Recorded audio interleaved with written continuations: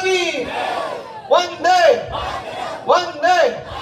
खूप खूप धन्यवाद. इथे या ठिकाणी जास्त काही भाषण होणार नाहीत, परंतु आलेल्या सर्वच पदाधिकाऱ्यांना, आलेल्या सर्वच भारतीय जनता पार्टी इतर पक्षातील सर्वच मंडळींना मनापासून धन्यवाद देतोय. या ठिकाणी आजचा कार्यक्रम सक्सेस करण्यामागे छोटी मुलं ज्यांच्यामुळे आज कार्यक्रम चांगला झाला ते आमचे सर्व सैनिक, या सैनिकांमुळे आज खरोखर चांगला कार्यक्रम झाला. छोट्या मुलांमुळे झाला.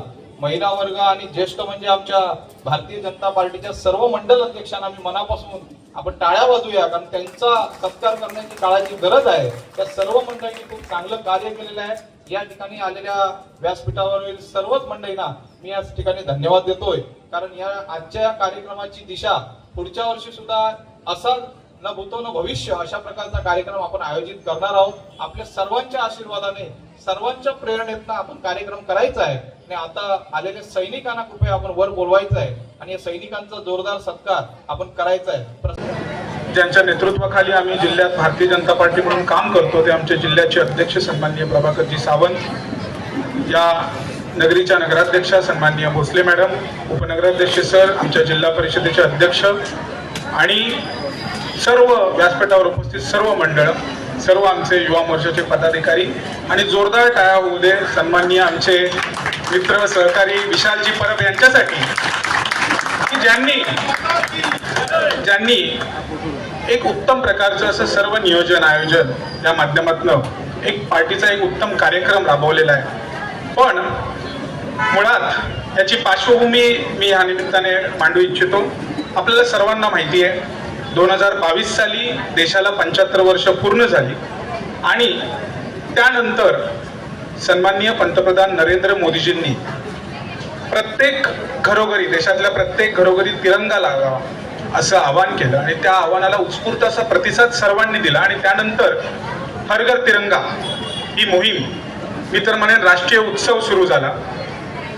आणि आज या यात्रेला एक वेगळं महत्त्व आहे, हर घर तिरंगाला वेगळं महत्त्व आहे, कारण की वंदे मातरमला 150 वर्ष ही देखील या निमित्ताने पूर्ण झालेली आहे. त्या निमित्ताने जे अपेक्षित होतं की उत्स्फूर्त अशा तिरंगा पदयात्रा निघाव्या आणि एक जोमाचं उत्साहाचं वातावरण गावागावात शहरांमध्ये निर्माण व्हावं आणि ते निर्माण करण्यात संपूर्ण सावंतवाडी विधानसभेतील संपूर्ण नागरिक आज यशस्वी झाले हे या निमित्ताने आम्ही सांगू इच्छितो. एक भारतीय म्हणून आपल्याला मान मिळतो आणि हा मान केवळ आपल्या देशाचे पंतप्रधान नरेंद्रजी मोदी यांच्यामुळे मिळणं शक्य झालेलं आहे.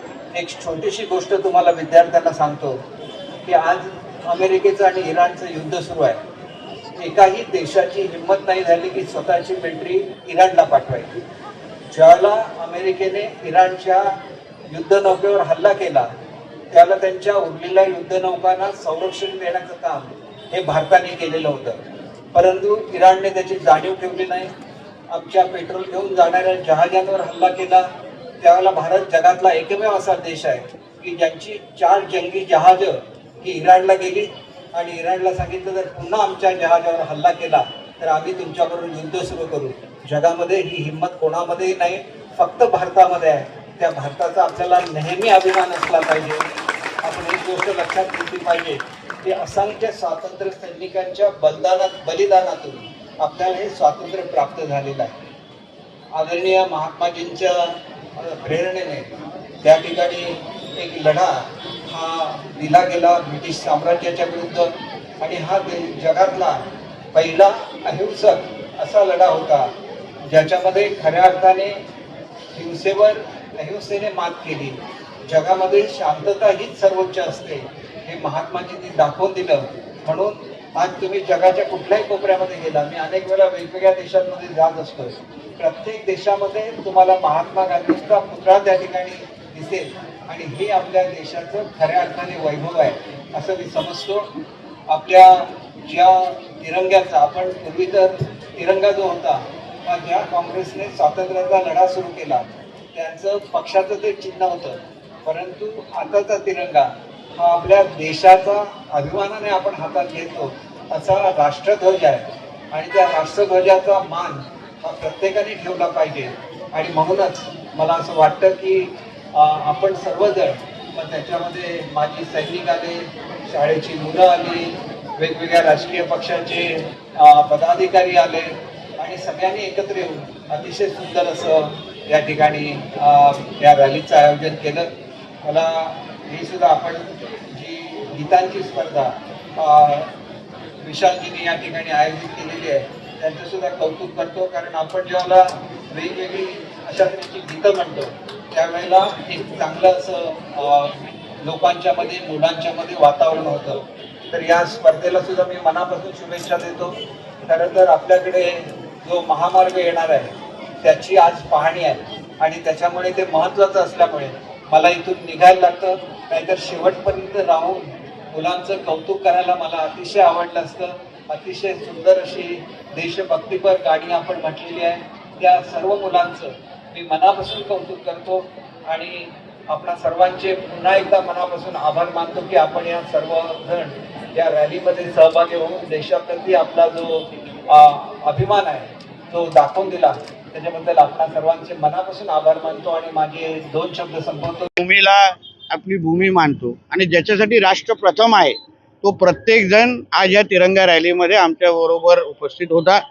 प्रत्येकाने आपल्या देशाबद्दल अभिमान वाटणं आणि देशाबद्दल गर्व असणं हे मला वाटतं अत्यंत गरजेचं आहे आणि म्हणून आज तिरंगा रॅली ही ह्या जिल्ह्यातल्या प्रत्येक विधानसभा मतदारसंघामध्ये आमचे ह्या तिरंगा रॅलीचे जे जिल्ह्याचे प्रमुख आहे संदीप गावडे यांच्या नेतृत्वात आम्ही सगळेजण प्रत्येक मतदारसंघामध्ये ही रॅली काढतो आहे.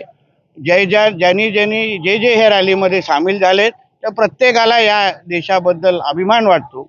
मला वाटतं आपल्यासाठी आपला झेंडा आणि भारत माता की जय म्हणणं, वंदे मातरम म्हणणं हे अत्यंत गरजेचं आहे आणि जे ह्या गोष्टी म्हणत नाहीत त्यांना आपल्या देशावर प्रेम नाही एवढंच ह्या निमित्ताने आवर्जून म्हणेन.